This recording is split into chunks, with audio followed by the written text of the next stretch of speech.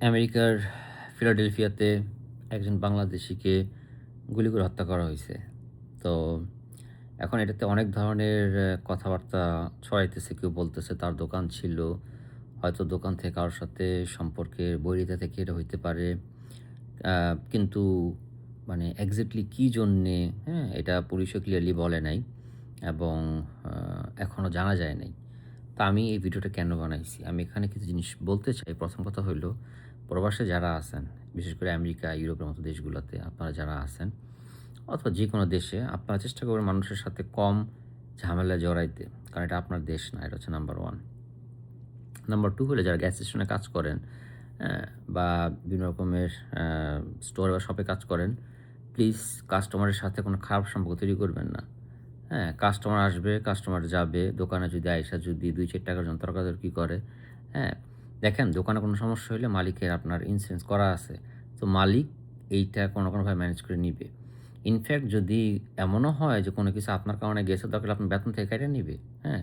কিন্তু আপনার জান গেলে তার ফেরত আসবে না, হ্যাঁ? তো আপনি একটা বড় একটা স্বপ্ন নিয়ে এই দেশগুলোতে আসেন, হয়তো সাময়িকভাবে পার্ট টাইম হিসেবে কাজগুলো করেন।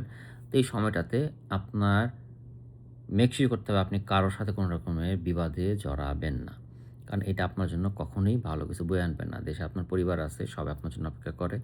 সো মানে তাদের স্বপ্নটাও কানেক্টেড। আমরা জানি না হায়াত মউত আল্লাহর হাতে, অনেক কিছুই ঘটতে পারে।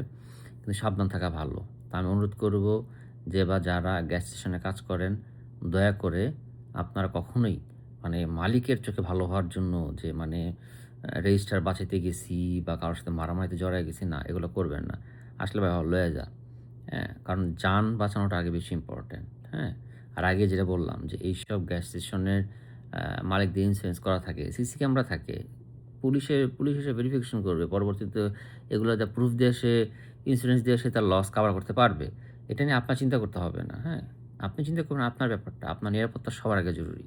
তাই অনুরোধ করব নিজে সাবধান থাকবেন এবং মানুষের সাথে যত কম জড়াবেন। বাংলাদেশের মানুষের একটা স্বভাব আছে। অল্পতেই তারা মানে অ্যা যেমন আমি যে ভিডিও বানাই, হুদাই আইসা মনে করেন অল্পতেই তারা রিঅ্যাক্ট করা শুরু করে। হুদাই মনে করেন গায়ে পইড়া লাইগা যায়।